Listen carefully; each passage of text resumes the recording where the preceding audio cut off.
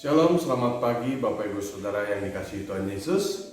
Kita berjumpa kembali ya dalam renungan harian sebelum kita melakukan aktivitas pekerjaan, pendidikan usaha kita. Kita akan merenungkan firman Allah terlebih dahulu. Mari kita berdoa. Bapa di surga, kami bersyukur untuk kebaikan Tuhan. Saat ini kami akan merenungkan firman-Mu sebelum kami melakukan segala apa yang Tuhan sudah rencanakan dalam kehidupan kami. Kami sambut sabda-Mu dalam Kristus Yesus, Allah yang hidup. Di pagi hari ini, kita akan merenungkan firman Tuhan dalam Jejak Suci. Saya akan baca dari Injil Lukas, pasal yang ke-19, ayat yang ke-41.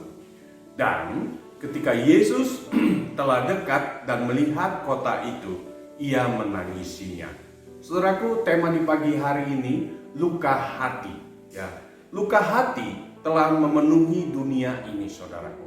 Seorang anak lelaki diolok-olok di sekolahnya, dibuli karena memiliki tangan yang cacat. Ya.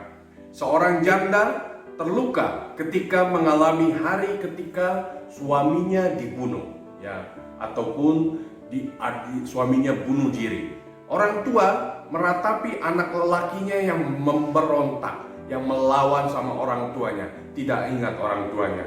Bahkan seorang pria dengan lembut yang namanya merawat menderita atau istrinya yang sangat menderita itu tidak mengenalinya lagi karena penyakit. Seorang pendeta mengundurkan diri karena kebohongan-kebohongan keji yang dilontarkan oleh jemaat kepada dirinya. Seorang istri menderita karena suaminya telah berlaku tidak setia. Seorang istri menderita karena suaminya itu tidak memperhatikannya. Nah, saudaraku, luka hati semacam ini telah menyebabkan sebagian orang mengakhiri hidupnya dengan singkat.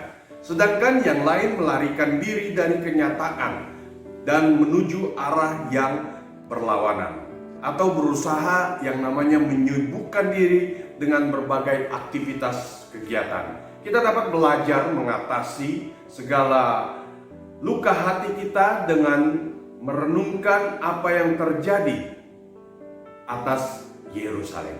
Tak kala kita lihat dalam firman Allah, Allah pun, Yesus pun menangisinya ketika melihat kota itu.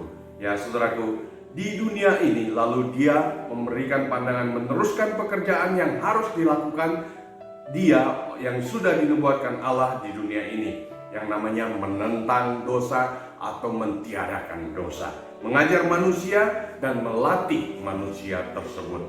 Jika hati saudara terasa sakit, saudaraku, akuilah, ya kan, tuh luka hati itu kepada diri kita sendiri itu dan juga kepada orang lain dan kepada Allah, ini akan membuka pintu pertolongan yang saudara butuhkan, baik dari Tuhan maupun dari orang-orang yang peduli. Lalu libatkan diri dalam kehidupan dengan cara beribadah, mengasihi, memperhatikan dan bekerja.